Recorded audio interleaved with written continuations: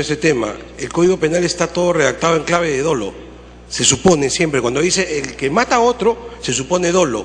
Para que sea una circunstancia culposa, es al revés, el texto debe decir explícitamente que es culpa. Si no lo dice el texto, si simplemente dice el que comete tal situación, tiene que ser siempre doloso. De manera que nos olvidamos de poner la palabra dolosa en toda la argumentación del Código Penal. Esa es la lógica de todo el Código Penal, por tanto, no es necesario incluir la palabra dolosa. Está entendida, la entienden así todos los jueces y todos los operadores penales. Gracias, presidente. Gracias, congresista. Continúe, congresista Damera. Es que, como se está incluyendo un tema que tiene que ver con relaciones laborales, hay que ponerlo expresamente, porque si no puede ser leído como que se refiere a relaciones laborales y las ventajas de relaciones laborales son otras cosas, pero cualquier otra ventaja que se obtenga, porque por ejemplo una relación laboral supone una huelga, aquí se está prohibiendo la huelga, se está diciendo que el que haga una huelga y obtiene ventajas cae dentro de este tipo penal de extorsión, y eso no es la pretensión, estoy seguro, de los autores de esta propuesta. Por eso me parece necesario que se ponga expreso que son ventajas de tipo doloso. Y por último, sobre el punto relativo a la creación del registro, concuerdo con la congresista Chávez, aunque le parezca extraño a algunos, de que ciertamente este es un tema que no debería estar en el cuerpo de esta norma. Pero concuerdo en el tema, que debe haber un registro. Y concuerdo también con la comisión, que debe haber un registro. Una fórmula es ponerse de acuerdo y presentar un proyecto de ley entre todos y que se constituya ahí el registro correspondiente. Y de esa manera evitaríamos la dificultad de que en una norma de tipo penal aparezca la creación de un registro en el Ministerio de Trabajo.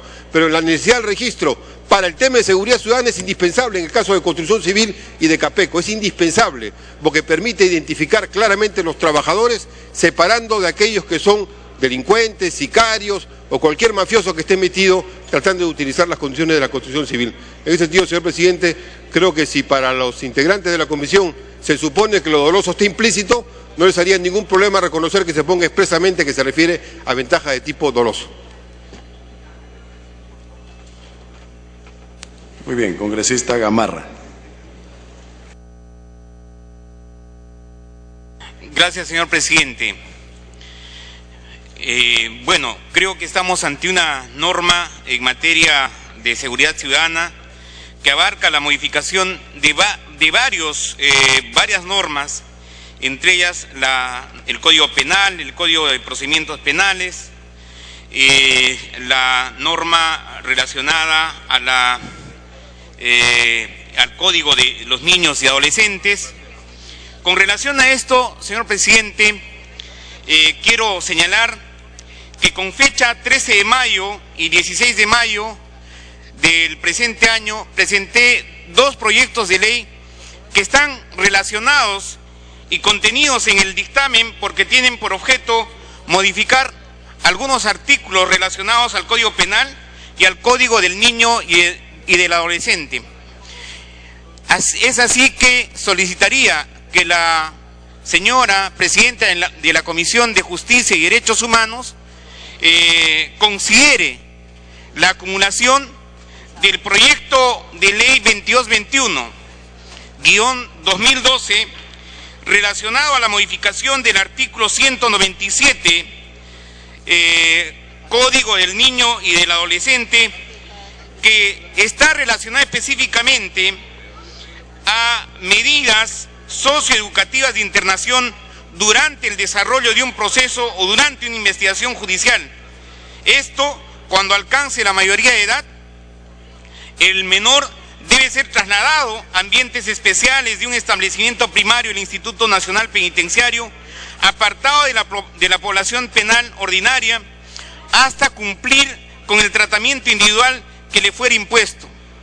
Esto está relacionado ya a las modificaciones que se pretenden realizar en el presente dictamen recaído en varios proyectos. Por lo tanto, le pediría a la señora presidenta de la Comisión de Justicia y Derechos Humanos acumular este proyecto de ley 2221/2012 del 13 de mayo del 2013, que se lo voy a alcanzar.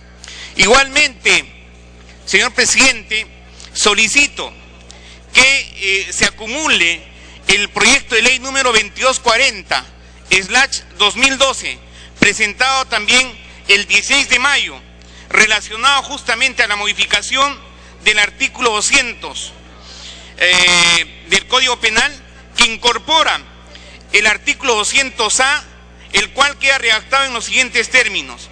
Artículo 200A, extorsión agravada. La pena será no menor de 15 años ni mayor de 25 años si el delito es cometido contra él o los responsables, contratistas o propietarios de la ejecución de obras de construcción civil, tanto de índole pública como privada, así como contra los trabajadores que laboren en dichas obras. Nosotros, señor presidente, estamos plenamente de acuerdo con este proyecto de ley porque busca sancionar y penalizar a aquellos extorsionadores que realizan este delito y cometen contra... Dele tiempo para concluir. Gracias, señor presidente. Cometen este delito contra constructores, responsables, incluso contra los trabajadores. Y esto genera una desconfianza en los constructores relacionado, digamos, al cumplimiento de su trabajo. Me solicita una interrupción, congresista Marta Chávez. Congresista Chávez, tiene la interrupción. Sí, gracias, presidente. Gracias, congresista Gamarra.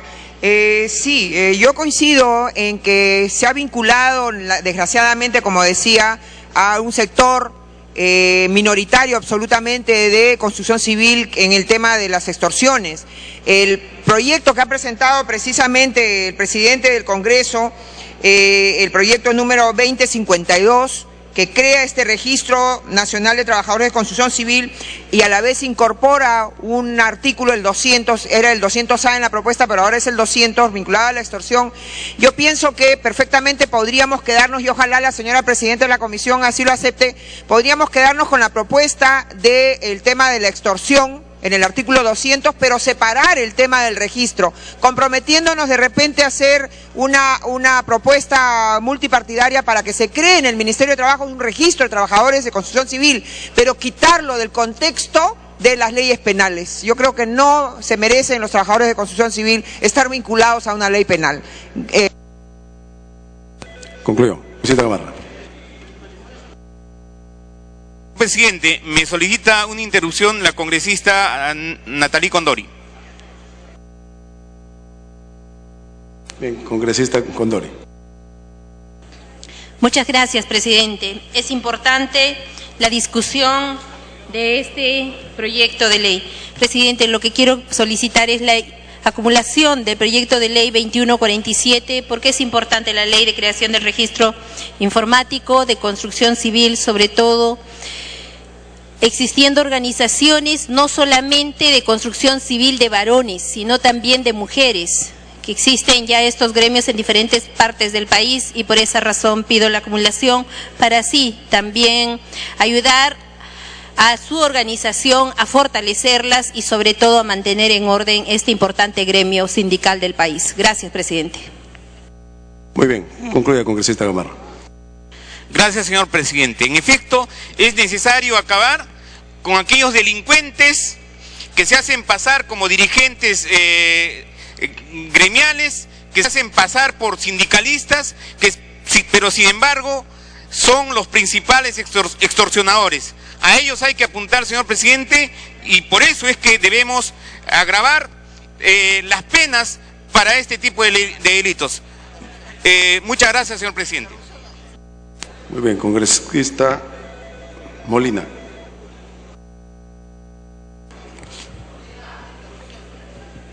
Gracias, señor presidente. Me está pidiendo una interrupción el congresista Freddy. Por intermedio suyo, tiene interrupción. Señor presidente. Queremos reivindicar a los trabajadores, clasistas y combativos de construcción civil, que definitivamente cumplen un rol social importante, pero tenemos que diferenciarlos, pues. Yo les voy a hablar de mi tierra, Huaraz, una ciudad pequeña, con pocas obras, pero que tiene en estos momentos más de 62 sindicatos de construcción civil. Algunos de ellos, sindicatos compuestos por familia, integrados por mujeres, madres, todo simulado para chantajear. No queremos afectar a los verdaderos dirigentes, pero hay una gavilla de delincuentes que están formando sindicatos. Y muchos de esos sindicatos se han formado en los penales. se han formado en los penales y los dirigentes de muchos de esos sindicatos han sido condenados, han salido de la prisión por asesinato, por asalto de mano armada y que están amenazando también de muerte a los verdaderos dirigentes de la construcción civil. Por lo tanto, a los delincuentes hay que penarlos, mas no podemos penalizar. ¿Ha concluido, congresista? Inicie, congresista Molina. Señor presidente, me está pidiendo una segunda interrupción la congresista Zeneida Uribe, por favor, por su Congresista intermedio. Uribe. Gracias, presidente. Quisiera pedirle a la presidenta de la Comisión de Justicia, primero felicitar el trabajo que ha realizado durante este año y solicitarle retirar de la discusión del artículo 342 del Código Procesal Penal, aprobado en el dictamen contra la inseguridad ciudadana, ya que este artículo también ha sido debatido y se está trabajando con el dictamen sobre la criminalidad organizada. En igual sentido, propongo modificar el artículo 5 del artículo, el numeral 5, el artículo 12 y 9 y el 471 del Código Procesal Penal. En ambos casos se tratan de reformas respecto a criminalidad organizada que deben preverse en el citado código. En el caso del artículo 12 y 9 se propone reemplazar los términos de banda u organización delictiva por el de organización criminal.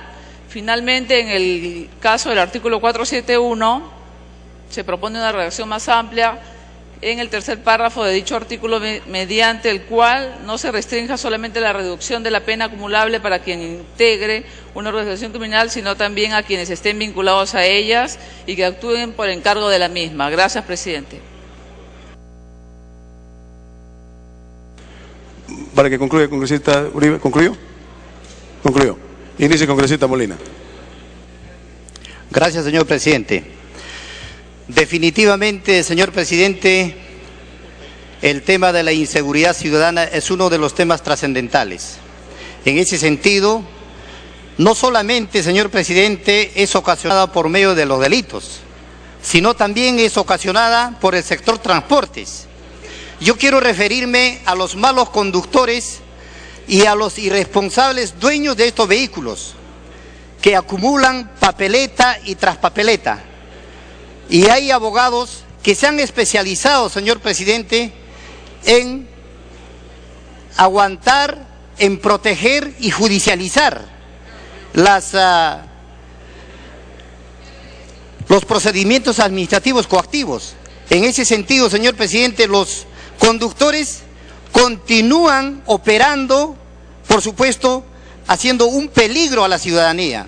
Por eso, señor presidente, creo que es importante, en ese sentido, por intermedio suyo, señor presidente, pedirle a la señora presidenta de la Comisión de Justicia para que se incorpore al texto la siguiente modificación a la Ley de Procedimientos de Ejecución Coactiva. En el artículo 8, incorporación de la disposición final cuarta a la Ley número 26979. Incorpórase la disposición final cuarta a la Ley 26979, la Ley del Procedimiento de Ejecución Coactiva, en los siguientes términos. Cuarta, revisión judicial en caso de papeleta de tránsito. Para contribuir a garantizar la seguridad vial en el país, establezcase que lo provisto en el numeral 2.3 del artículo 23 de la Ley 26979 no será de aplicación a los casos de imposición de papeleta de tránsito. En tal sentido, la presentación de demanda de revisión judicial no suspende la ejecución de cobros coactivos por aplicación de papeletas de tránsito, salvo mandato judicial expreso. Señor presidente, voy a entregarle esta propuesta para que sea incorporado por intermedio de la Comisión de Justicia. Muchas gracias, señor presidente. Muy bien. Congresista Salgado. Gracias, presidente.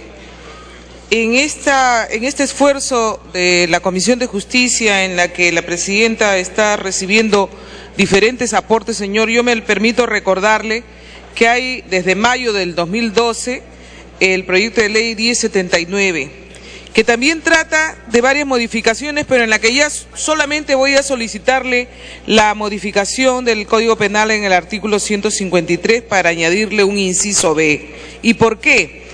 En vista de un problema latente que tenemos con los niños secuestrados por el terrorismo, en vista de los problemas que tenemos con niños que son captados por la delincuencia común, que son captados menores de edad, inclusive como sicarios, que son captados para intervenir en la producción, en el procesamiento, refinamiento y transporte del clorhidrato de cocaína.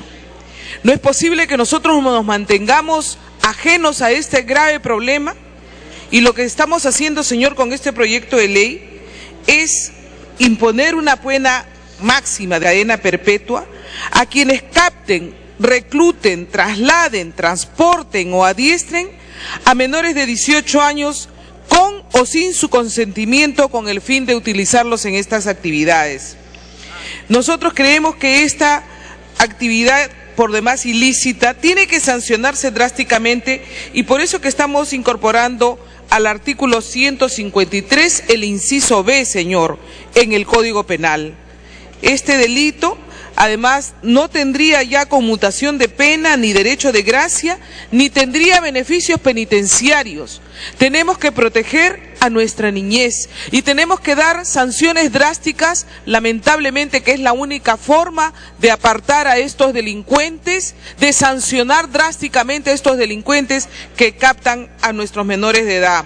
Por eso, señor, no solamente para el delito de terrorismo, sino el de narcotráfico y crimen organizado, es que solicito que se modifique el artículo del Código Penal 153 con el añadido del 153B. Yo sé que hay un proyecto idéntico del Ejecutivo, pero que ha llegado con un año después de posterioridad de presentado mi proyecto, señor presidente. Por eso que le pido a la señora presidenta de la Comisión de Justicia, sin el, digamos, la facultad de ver posteriormente el proyecto del Ejecutivo, pero que se recoja al menos este artículo, que podría ser un gran avance para la modificación del Código Penal. Señor, me voy a permitir alcanzarle a la presidenta la modificación pertinente a fin que lo tome en cuenta. Muchas gracias. Muy bien, congresista Urquizo.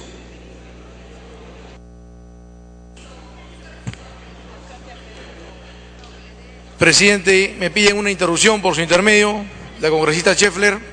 Congresista Scheffler, tiene la interrupción. Gracias, congresista Urquizo. Presidenta de la Comisión de Justicia, por favor. Presidenta, congresista Marisol, por favor, para poder proponer, ¿no?, la acumulación de los proyectos de ley, el 651-2011, el proyecto de ley 476, el proyecto de ley 55-1 del 2011, el proyecto de ley 2126-2012, proyecto de ley 2343 del 2012 de la materia de violación sexual. Gracias, presidente. Gracias, congresista Urquizo. Muy bien, congresista Urquizo, inicie su intervención.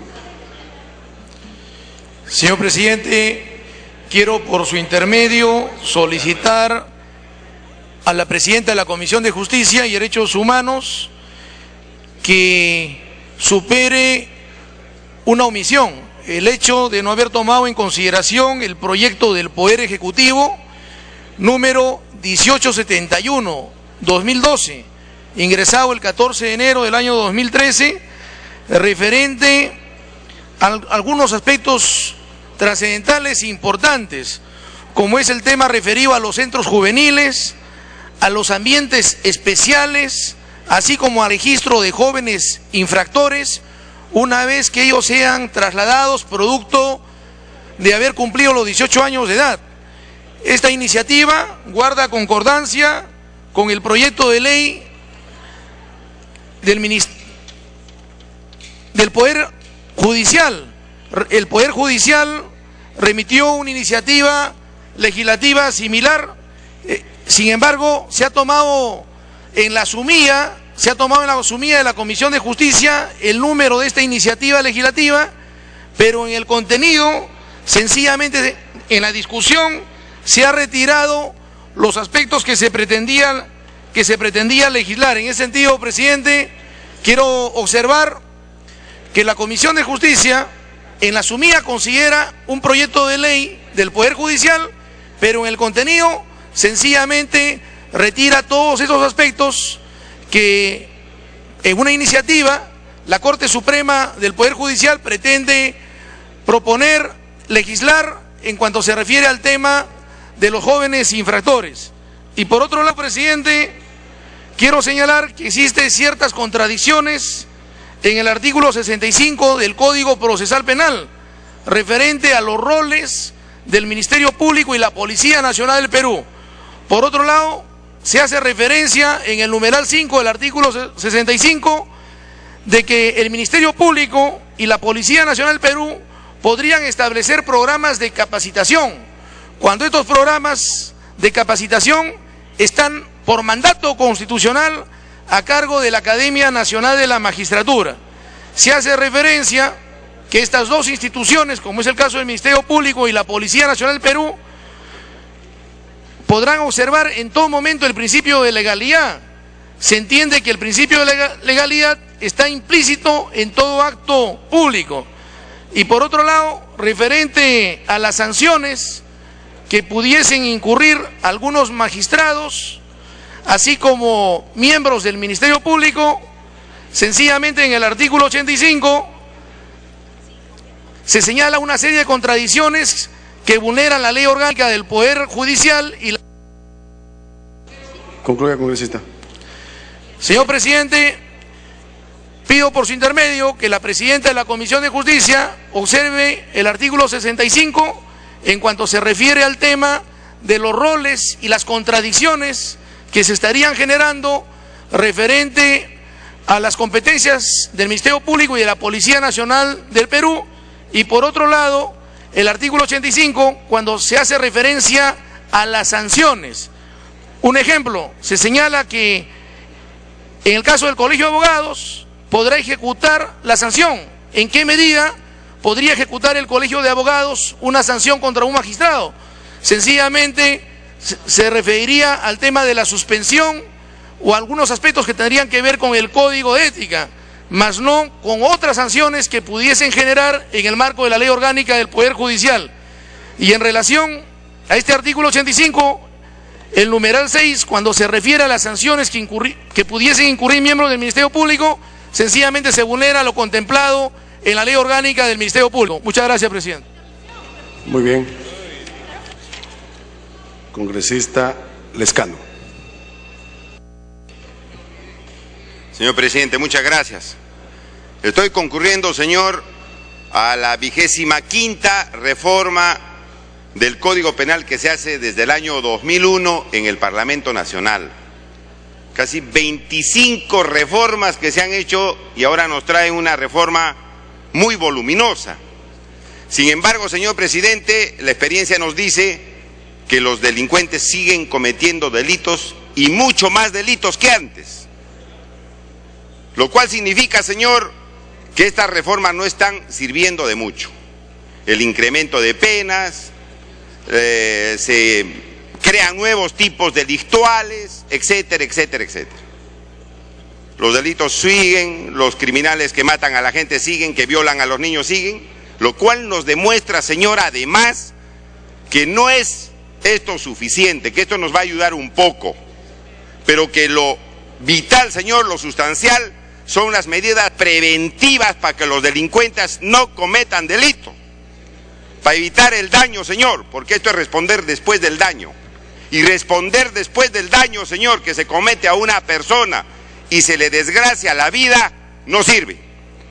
Señor, aquí en el Congreso hemos hecho muchas reformas y hemos puesto cadena perpetua, 25 años, 35 años, y los delincuentes siguen cometiendo y haciendo sus fechorías.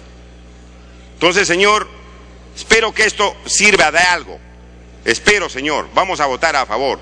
Pero, repito, ya tenemos 25 reformas del Código Penal, está súper parchado y no hemos detenido la delincuencia, porque el problema es otro, señor, y no del Código Penal. En segundo lugar, señor presidente, queremos sancionar ahora a los jóvenes de 15 años. Queremos meterlos a la cárcel a los jóvenes de 15 años. Sé que algunos son muy feroces, algunos obviamente cometen delitos graves. Con todo gusto, el congresista Mulder me pide interrupción antes de continuar con este importante punto, señor presidente. Bien, congresista, tiene la interrupción. Congresista Mulder. Presidente, es un error que es recurrente suponer que el Código Penal es el que va a lograr la disminución de la tasa de criminalidad en una sociedad. No es para eso el Código Penal, presidente. El Código Penal es para justamente tipificar las conductas que deben ser reprimibles, para castigar con penas que tienen como fin una resocialización a quienes cometen esos delitos. Pero la lucha contra la delincuencia no es del Código Penal, esa es una herramienta, es de una política mucho más amplia e integral, en donde interviene el sector educación, en donde interviene el sector salud, en donde interviene la lucha contra la pobreza, es decir, una serie de factores, presidente, que son los que abonan justamente a que haya disminución de la tasa delictiva.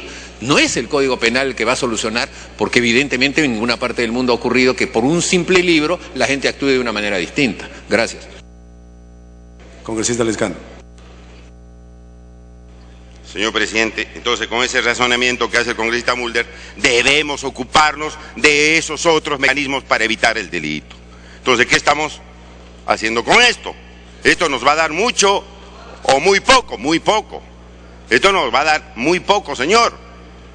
Y repito, siguen los violadores, los secuestradores, que acostumbramos a ver en los medios de comunicación. Me piden 2 interrupciones, señor, yo con todo gusto, señor presidente. Entonces, señor, nosotros vamos a votar a favor, pero que la población sepa que con esto no se evita lo que queremos evitar, señor presidente. Entonces, la sugerencia es la siguiente: prevengamos la comisión del delito a través de otros mecanismos, coordinemos, señor presidente, entre la Policía Nacional, el Serenazgo y las juntas vecinales para atrapar a los delincuentes antes que hagan daño. Después los vamos a mandar a la cárcel. Da el tiempo para que concluya. Señor, se van a podrir. Y algunos salen y no quieren irse a sus casas porque no tienen dónde ir. Entonces creamos seres humanos con derechos absolutamente disminuidos, señor presidente. Me pide interrupciones, señor. Yo, si usted desea, nosotros continuamos, si no, les doy interrupción a los congresistas. Y estaba en el punto, señor, que ahora se quiere condenar a los chicos de 15 años. ¿Con eso se podrá detener el índice delincuencial, señor? No se va a detener. ¿Cuál es la razón, para sentenciar a chicos de 15 años? No son, señor, las sociedades corresponsables de lo que está sucediendo. Los colegas dicen no, o dicen sí, no sé, yo respeto la opinión de ellos. ¿Y cómo superamos, señor, la norma constitucional donde dice que la mayoría de edad se alcanza a los 18 años? Y por lo tanto tienen que responder a partir de los 18 años completamente por sus obligaciones y van a ejercer sus derechos. ¿Cómo superamos esa valla constitucional? Si ahora los queremos mandar, señor, a las cárceles por determinados delitos. Señor, con los jóvenes las soluciones se tienen que conseguir por otro lado.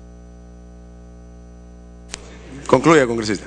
Señor, estamos queriendo salir por el lado más fácil, dando mensajes. Oiga, qué bueno, el Congreso ha aprobado penas por delitos para los de 15 años. Aplauda, aplauda. Entonces, señor, ese es mi particular punto de vista. E incluso, señor presidente, estamos sancionando, y tampoco hemos resuelto, estamos sancionando, señor, a empresarios peruanos, y eso le pido a la congresista Marisol Pérez Tello, que pueda ver, ¿no? Nosotros estamos queriendo proteger la inversión, señor presidente, pero hay empresarios peruanos, provincianos, que permanentemente están investigados por lavado de activos, gente honrada, señor, que es chantajeada permanentemente por supuesto lavado de activos y nadie hace nada. Investigados 2, 3 años, señor, sin que haya un informe de la SUNAT que diga que este señor ha hecho lavado de activos. Sobre eso, señor, no se hace absolutamente nada. Y esa gente que invierte en el Perú, con su trabajo y con su capital, que son peruanos... Esta es la cuarta conclusión, concluya, por favor. Entonces, señor presidente, yo le pido a la presidenta de la Comisión de Justicia que ese asunto de los empresarios peruanos, que son chantajeados, que están 2, 3 años investigados, y que algunos malos funcionarios les van a sacar plata permanentemente y viven del chantaje, se puede resolver en esta reforma, diciendo que para poder investigarlos por lavado de activos tiene que haber por lo menos un informe de la SUNAT que diga que hay alguna presunción de ese tipo de delito, y no dejarlos en las manos, señor, de gente que vive del chantaje. Yo le pido, señor, en esta ocasión que la congresista Pérez Tello, que es presidenta de la Comisión de Justicia, pueda solucionar. Creo que hay empresarios provincianos que le han presentado unas propuestas, pero que están pues sometidos ante una serie de elementos de mal vivir, señor, que se han introducido en algunas instituciones y ganan de estos chantajes. Eso también hay que resolver, señor, porque eso también es importante. Entonces, señor, nosotros vamos a votar a favor de esta reforma, pero pensamos que se tiene que hacer mucho para parar la ola delincuencial en el Perú. Muchas gracias, señor. Muy bien, congresista Bengolea. Congresista Bengolea.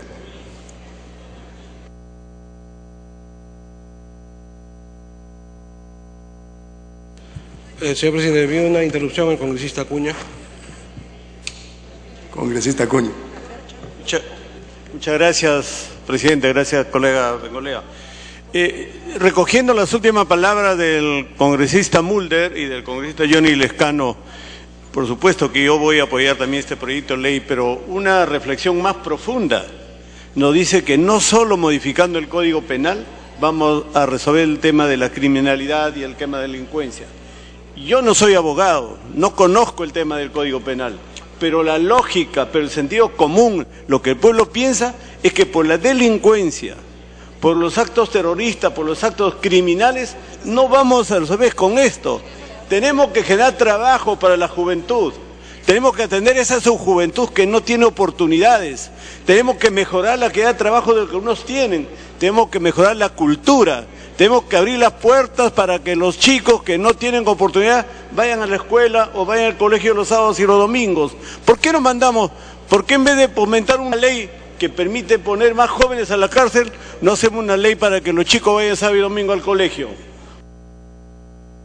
Concluya, congresista. Colega, ¿por qué pensar que solo con más cárceles, más penas y más municiones y más policías vamos a resolver el problema de la criminalidad?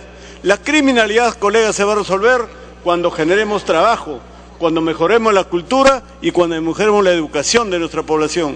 Por lo tanto, invoco, colegas, que tengamos en otro momento que tener una visión diferente. Para que nuestra sociedad vaya creciendo, tenemos que ver de otra manera, no con construcción de cárceles. Tal vez la forma de mirar este tema es con construcción de aulas y con construcción de cultura. Muchas gracias, colegas. Gracias, Alberto. Congresista Bengolea. Gracias, presidente. En realidad hay muchos temas que se han tratado aquí que ameritan largas discusiones. Voy a tratar de dar comentarios sobre algunos planteados que en realidad no están dentro del proyecto, así que dejémoslo para más adelante. Y voy a rogarle, presidente, la mayor generosidad posible con el tiempo, porque sí haré una crítica inicial. Nos están trayendo un proyecto ómnibus gigantesco con un montón de temas para un debate en donde tenemos 3 minutos para hablar. Y en realidad con eso no hay forma de poder hacer los aportes u observaciones que uno quisiera hacer, presidente. Porque aquí, un poco para abonar en la discusión que tenían los congresistas Lescano y Mulder, que parecía discusión, pero que en el fondo estaban diciendo lo mismo, ¿no es cierto? Un código penal no es más que una herramienta en la lucha contra la criminalidad, no arregla el problema, pero es una herramienta que sirve dentro de una visión integral, que el país no tiene. Alguien gritaba y decía, ¿qué hay que hacer? Eso, exigirle al gobierno, al país, al Ejecutivo, que comience a tener una mirada integral. Acá se podrán dar algunas alternativas legislativas, pero eso no va a arreglar el problema si es que no se entiende la criminalidad como un fenómeno social que requiere trabajar básicamente en la prevención y no en la reacción. El Código Penal lo que nos da son herramientas para reaccionar una vez cometido el delito. Lo que necesitamos hacer si queremos bajar la criminalidad es prevenirlo. Y esa es tarea que hay que ver en otra parte, que es básicamente le compete al Ejecutivo y a la cual hay que comenzar a pedirle entonces reacción en ese término. Hecha esta aclaración, debo hacer una segunda, general, y simplemente para sostener lo que he venido diciendo siempre, presidente. El drama del Código Penal no está en que fijemos o no nuevos tipos penales, o en que corrijamos algún tipo, eso se puede ver. ¿Sabe cuál es el drama del Código Penal, presidente? Que como normalmente las propuestas son subir penas, hemos terminado haciendo del Código Penal una cosa inorgánica. Y eso es lo que yo reclamo permanentemente, presidente, que al final, si uno revisa el Código Penal actualmente, y si lo revisa después de aprobar esta propuesta, va a quedar más inorgánico todavía, porque se va a encontrar con cosas tan inverosímiles como que, por ejemplo, una falta prescribirá a los 4 años cuando hay delitos que prescriben al año. Entonces uno dirá cuál es la diferencia. ¿No se supone que el delito es más grave que una falta? Sin embargo, en esas incoherencias vamos cayendo cada vez que hacemos estas modificaciones masivas del articulado del Código Penal. Y uno dirá, ¿y qué se hace al respecto? Bueno, desde hace algún tiempo estamos terminando de trabajar y en realidad ya terminamos el encargo que se recibió. ¿Cuál es? Hacer una revisión integral del Código Penal, que hemos terminado de hacer en un trabajo con la congresista Uribe y con la congresista Mavilda, y que esperamos tenga la posibilidad de ser debatido en la próxima legislatura. Una revisión integral que lo que intenta es darle coherencia al Código Penal, presidente, que el delito más grave sea sancionado con la falta más grave y que el delito más leve sea sancionado con la falta más leve. De eso se trata, darle coherencia al Código Penal, que le ha perdido absolutamente. Hechas estas precisiones generales, quiero ir con la mayor rapidez algunas observaciones, sin embargo, a este texto que se está planteando, en donde diré una vez más, creo que el Congreso claudica, cede ante la presión popular y cae en el populismo penal de dar algunas modificaciones inorgánicas. Dele tiempo para concluir. Y ve usted, ya no tengo tiempo para hacer las propuestas. Ve usted, porque estoy seguro que contaré con su generosidad, presidente. Punto número 1. Se habla en algunas circunstancias especiales, por ejemplo, para modificar el artículo 57 del Código Penal, que las resoluciones judiciales van a requerir motivación circunstanciada. Presidente, los profesores de Derecho Penal van a preguntarse en la universidad qué cosa es una motivación circunstanciada, porque lo que se sabe es que las resoluciones requieren ser motivadas, pero esta motivación circunstanciada pareciera que quiere decir especialmente motivadas, es decir, con una motivación especial. La terminología es española, presidente, pero en el Perú no se utiliza, así que no entiendo, alguien tendría que explicarnos, por lo menos en la exposición de motivos, qué quiere decir este concepto nuevo en el derecho penal peruano. Motivación circunstanciada, creo que quiere decir especialmente motivado o algo así. El inciso 3 del artículo 58, cuando habla de las reglas de conducta, presidente, dice lo siguiente, esto es para la suspensión de la ejecución de la pena. Como una de las reglas de conducta, comparecer mensualmente al juzgado, personal y obligatoriamente para informar y justificar sus actividades. Está bien esto de la comparecencia al juzgado mensual, pero acá hay un problema real que nos plantean todos los internos cuando vamos a visitar los centros de internamiento de Perú. ¿Y qué pasa con los internos que reciben este beneficio y que viven en otra localidad? Es decir, les dieron este beneficio en Tacna y ellos viven en Cajamarca. ¿Están obligados una vez al mes a viajar de Cajamarca a Tacna? Eso es lo que estamos pidiendo, porque va a ser imposible para muchos, no tienen recursos para hacer ese viajecito. Sería más fácil buscar alguna alternativa procesal que habilite al juez de Cajamarca, es decir, al lugar de la residencia, para que la persona que tenga este beneficio acuda al juez de su localidad y no tenga que hacer un viaje interprovincial que muchas veces no podrá hacer y por tanto incumplirá la norma, como de hecho está ocurriendo, presidente. Así que sugeriría que aquí se tome alguna medida en el inciso 3 del artículo 58. Para permitir precisamente que se pueda presentar ante la autoridad judicial. Presidente, insisto en el artículo 194 en lo que dije en la comisión. Se ha quitado una parte fundamental del delito de receptación, que es la parte en la cual se pide que el actor deba presumir que el bien proviene de un delito. Esta presunción es fundamental si se quiere luchar contra la criminalidad. Es fundamental que se reponga, por favor. Este artículo no había que tocarlo, por lo menos no en esa instancia, porque lo que nos pide este artículo es un especial deber de cuidado. O sea, se le pide al poblador, hey, cuidado, si tú sabes o deberías saber que esto proviene de un delito, no lo aceptes pues, no te hagas el tonto, no sumes a la delincuencia, no ayudes a la delincuencia. Otra observación que me parece muy importante, presidente, tiene que ver con el inciso 5 del artículo 440, disposiciones comunes para las faltas, fundamentalmente en la parte en la cual nos hablan de la prescripción de las faltas. Presidente, para hacerla corta, básicamente nos están subiendo, antes las faltas prescribían al año y a los 2 años cuando se trataba de reincidencia. Ahora nos dicen que prescriben a los 2 años, a los 3 años en residencia y a los 4 años cuando se trata de algunas faltas especiales. Primero, no puede ser que hayan faltas que prescriban en un mayor tiempo que delitos. Eso no puede ser, técnicamente es inadmisible. Pero segundo, eso nos está llevando al absurdo. Por ejemplo, una de estas faltas especiales serían las lesiones culposas. ¿Cuál es la sanción por una lesión culposa? 1 año. O sea, lo que quiere la comisión es que sea una sanción mayor y en realidad le estamos dando una sanción menor. Te voy a gravar con 4 años y cuando vemos el código dice 1 año. Aquí hay una incorrección, presidente. Esto claramente no tendría que reevaluarse y cambiarse. Yo sugiero sencillamente que se elimine esta tercera opción para la prescripción y en los otros casos que se mantenga la redacción actual, no hay por qué elevarla. Siguiente observación, presidente. En el artículo 45A que se está incorporando al Código Penal, que me parece muy interesante, yo lo saludo. La individualización de la pena ha sido uno de los problemas más serios de la aplicación del Código Penal en la judicatura peruana. Lo primero que debiera decir es que aquí se está aplicando una regla de tercios. Yo hubiera preferido una regla de cuartos, que hace rato viene trabajándose en la judicatura peruana. Me parece, hay algunos jueces muy importantes que están haciendo este trabajo y que habría que reforzarlo. Pero bueno, ya se optó por el sistema de tercios, espero más adelante poder modificarlo y un sistema de cuartos que es más específico. Pero este sistema de tercios que es interesante, que nos dice si hay circunstancias atenuantes, aplíquese el último tercio. Si hay agravantes, aplíquese el tercio mayor. Y si no hay ni una ni otra o concurren ambas, vamos al medio. Es decir, le quita un poco de discrecionalidad al juez, hace que la sanción sea más previsible. Nos incorpora, sin embargo, un inciso tercero en donde nos dice que tratándose de circunstancias atenuantes privilegiadas, quisiera saber cuáles son las atenuantes privilegiadas. Yo sabía que había genéricas y específicas, pero ahora hay privilegiadas también. Primero preguntaría cuáles son las privilegiadas, pero además me dicen que en ese caso de atenuantes privilegiadas la sanción será por debajo del mínimo. Y me dicen que en el caso de agravantes cualificadas, o sea, otra vez dejamos de lado la terminología habitual de específicas y genéricas, me dicen que en ese caso será por encima del máximo. Entonces, presidente, yo digo, ¿para qué tenemos una pena conminada? Todas las penas tienen que ser entre el mínimo y el máximo. Eso es aplicación de la lex certa, que es un principio fundamental del derecho penal. Hay un mínimo y hay un máximo. En eso nos movemos. Podríamos establecer cuartos, quintos o lo que se quiera. Saludo el sistema, pero creo que ahí hay también un error.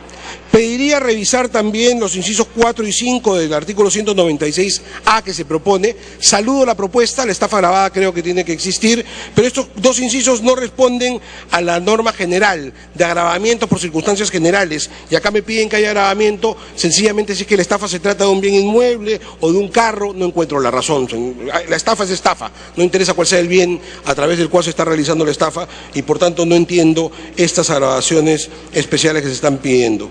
No entiendo tampoco, presidente, las penas tan altas que se están dando para la propuesta del artículo 315A de delito de perturbación de la tranquilidad pública. 25 años se pide en el mayor de los casos, cuando hay otros bienes jurídicos mucho más importantes que tienen sanciones menores, pero tiene que ver con mi discurso inicial, presidente, de la incoherencia general que hay en el Código Penal. Y por último, presidente, bueno, aparte de desarrollar que se vincula permanentemente la reincidencia con la habitualidad, son conceptos distintos la reincidencia y la habitualidad. La reincidencia habla básicamente de una persona que habiendo cometido un delito vuelve a cometerlo. La habitualidad habla de una persona que en un plazo determinado de tiempo comete varias veces, es decir, por lo menos 3 veces. O sea, hay una diferencia y por tanto una diferencia de tratamiento. Aquí se está dando casi el mismo tratamiento, pero bueno, al margen de eso. El artículo 55 nos habla de la competencia y audiencia de liberación condicional en el Código de Ejecución Penal, presidente. Acá quisiera detenerme un segundo por un razonamiento que ya he hecho anteriormente y proponer un inciso 9 para el artículo 50A, y otro para el artículo 55A también, que básicamente diría lo siguiente en ambos casos: el arraigo del interno en cualquier lugar del territorio nacional debidamente acreditado. Les explico lo que está pasando hoy en el Perú.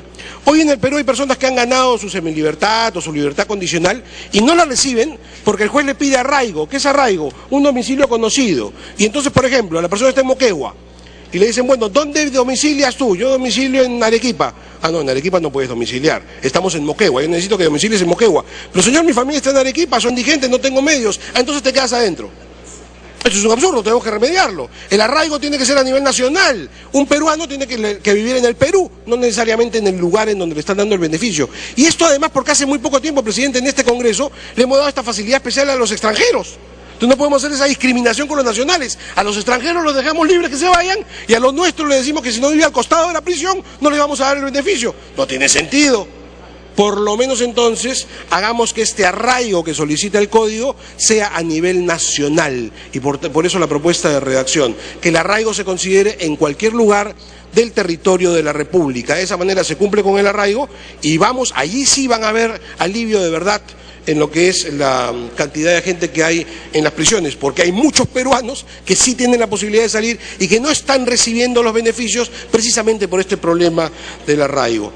Dicho esto, presidente, en líneas generales no estoy de acuerdo con lo que significa subida de penas generalizadas, hay algunas, no hay muchas felizmente y eso saludo, y espero que por lo menos estas modificaciones generales que estoy proponiendo puedan ser aceptadas, presidente. Es todo lo que tenía que decir por ahora. Muchas gracias. Muy bien. Congresista Belaunde. Gracias, presidente. Me ha pedido una interrupción la congresista Ana María Solórzano. Congresista Solórzano, tiene la interrupción. Gracias, presidente. Gracias, congresista Belaunde. Presidente, por su intermedio, decirle a la presidenta de la Comisión de Justicia que en la cláusula 9ª del dictamen efectivamente se propone que los vehículos abandonados que están a los alrededores de las comisarías puedan ser inventariados. Como ustedes saben, esto también lo dispone y que estén en custodia de la CONAVI, que es la Comisión Nacional de Bienes Incautados. Pero existe ahí un problema, ya que el día de hoy tenemos nosotros muchos vehículos estacionados alrededor de las comisarías en abandono, lo que supone que tengan un proceso penal terminado. Lo que propongo, presidente, no obstante a esta potestad que debe concretizarse en la medida a la presidenta de la Comisión de Justicia, que se trate de bienes que sean materia de procesos penales, articulando de esta manera adecuadamente estos intereses tanto de los propietarios como también del Estado y no sea de modo abierto como lo viene haciendo la cláusula 9ª de dicho dictamen.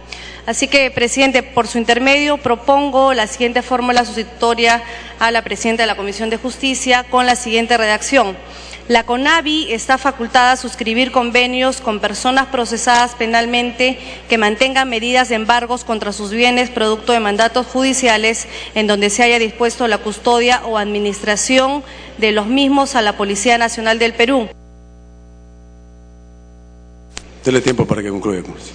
Gracias, presidente. Para valorizar los bienes y, de ser el caso, proceder a su subasta o asignación en uso a efectos de evitar su costosa custodia o pérdida o depreciación futura.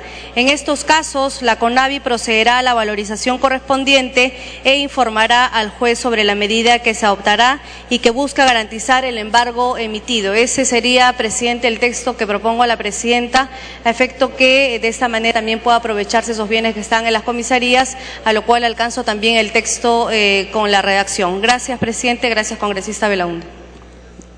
Muy bien, congresista Belaunde. Muchas gracias, señor presidente.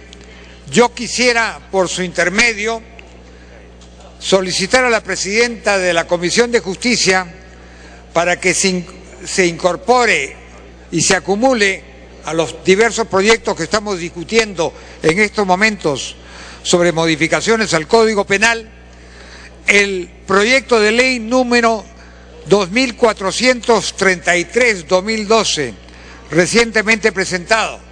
Y este proyecto tiene por objeto modificar el inciso 2 del artículo 20 del Código Penal, que establece que la responsabilidad penal empieza a los 18 años de edad. Este proyecto obviamente mantiene esa norma, pero hace determinadas excepciones y establece que están exentos de responsabilidad penal los mayores de 18 años, salvo, y se enumeran aquí diversos delitos que tienen una característica general de crueldad. que son parricidio, feminicidio, homicidio calificado, asesinato, lesiones graves y lesiones en sus formas agravantes, secuestro en todas sus modalidades, violación sexual de menor de edad, seguida de muerte o lesión grave, hurto agravado, robo, en fin, y son una serie de delitos que tienen esas características. También se dice que el juzgamiento de los menores de 18 años de edad y mayores de 16 años por estos delitos anteriormente enumerados se realizarán con pleno respeto a los artículos 37 al 41 inclusive de la Convención sobre los Derechos del Niño, debiendo establecerse juzgados y salas especiales para ese efecto.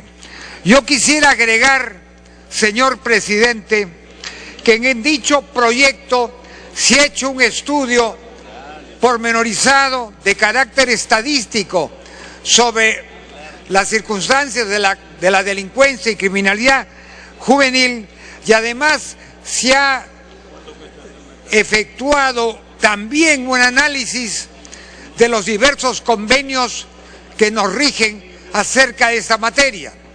Estos convenios son esencialmente tres: el Pacto Internacional de Derechos Civiles y Políticos, que el Perú suscribió el 16 de diciembre del año 1966 y que fue ratificado por el Perú el año 1978. La Convención Americana de Derechos Humanos. Dele tiempo para que concluya, por favor. En el año 69 y también fue ratificada el año 78. Y por último, la Convención de los Derechos del Niño. Yo quiero decirles a ustedes que ninguno de estos tratados internacionales de derechos humanos y que tienen el carácter de tratados multilaterales ninguno de ellos prohíbe rebajar el límite de la edad. Y quiero decirle también que numerosos países que son parte, por lo menos, de la Convención de Derechos del Niño, tienen edades que están bastante por debajo de los 18 años. Alemania, por ejemplo, 14, Bolivia 16, Chile 16, Costa Rica 12, España 14, Francia 13, Inglaterra 10, Escocia 8, Irlanda 7 años, Italia 14 años. Lo que se requiere aquí, y hago énfasis en el Pacto Internacional de Derechos Civiles y Políticos, es de que la prohibición radica en que no se puede aplicar la... Dele tiempo para que concluya. De 18 años. De manera que se trata de un proyecto que está perfectamente encuadrado dentro de la normatividad internacional. No hay norma constitucional que lo prohíba y además creo yo que así lo demanda la opinión pública. Muchas gracias, señor presidente. Muy bien, congresista Reyardo.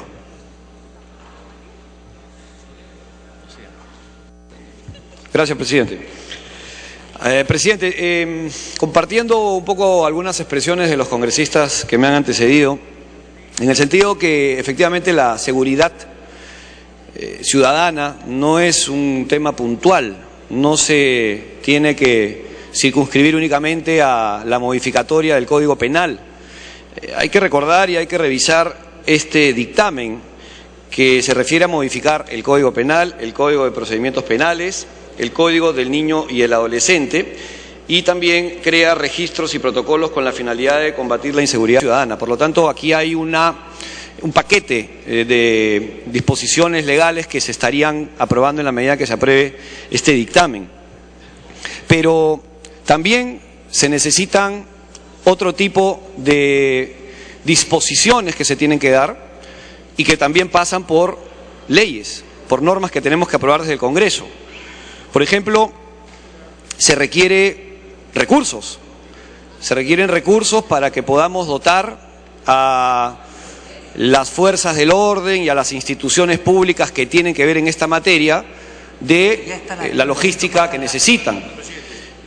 Se podría aprobar tal vez una ley en donde se disponga de algún porcentaje, como por ejemplo lo hizo Colombia hace algunos años, que aquellas empresas que inviertan en infraestructura pública destinen el 5% a la seguridad ciudadana. En Colombia hoy ese fondo representa 7.000 millones de dólares destinados directamente a combatir la inseguridad y que pasa incluso y que se utiliza incluso para remuneraciones de las fuerzas policiales, por ejemplo. Ahí tenemos un ejemplo de que hay todavía normas que necesitamos aprobar en el Parlamento, al margen de ser más represivo o no, porque claro, la modificatoria del Código Penal, muchos interpretan que podría haber una política de mayor represión contra el crimen, pero también necesitamos medidas de carácter penitenciario. Ya hemos dicho en varias ocasiones que la implementación de los brazaletes electrónicos es un pedido a gritos y que falta aparentemente algo para que se pueda finalmente utilizar esta pena alternativa o este beneficio penitenciario para el 60% de delincuentes o de personas que están privadas de su libertad, porque ese es el término adecuado, que ese 60% son simplemente procesados o primarios, de personas que han cometido pues un error en su vida y que están en la cárcel, 60% de la población penal. Entonces necesitamos trabajar también para ellos. Necesitamos trabajar en el aspecto preventivo. Efectivamente, algunos congresistas también se han referido a ello. Pero todo tiene que ser en simultáneo. Tiene que haber un paquete legislativo que se apruebe de forma simultánea. Aquí se está haciendo un esfuerzo. Yo felicito a la presidenta de la Comisión de Justicia porque se está presentando un marco legal más o menos a la altura de las expectativas de la población. Creo que esto se debió hacer desde hace mucho tiempo. Nunca es tarde, me parece muy bien que se esté tomando en cuenta. Pero aquí se tienen que tomar decisiones políticas desde las más altas instancias. Dele tiempo para que concluya. Gracias, presidente. Un acuerdo político con las distintas autoridades del país o con los distintos líderes políticos de oposición. Creo yo que la situación de emergencia también se tiene que implementar. Necesitamos dotar a las fuerzas del orden con los recursos que se tendrían que también tener y esto no se puede esperar más tiempo. Hay marco legal también para que el ejército haga un trabajo de apoyo a la policía. Hay un decreto supremo del año 2010, si no me equivoco, pero eso también hay que ponerlo en práctica. Entonces, es muy amplio, efectivamente es muy amplio. Refiriéndome ya puntualmente a este dictamen, yo quisiera sugerirle a la presidenta que tome en cuenta algunas recomendaciones que tengo a bien plantear. Primero, en relación a la página 185 de este dictamen, donde se hace el análisis de algunos proyectos de ley que habrían sido rechazados, hay un proyecto de ley, el 1113, que presentamos oportunamente.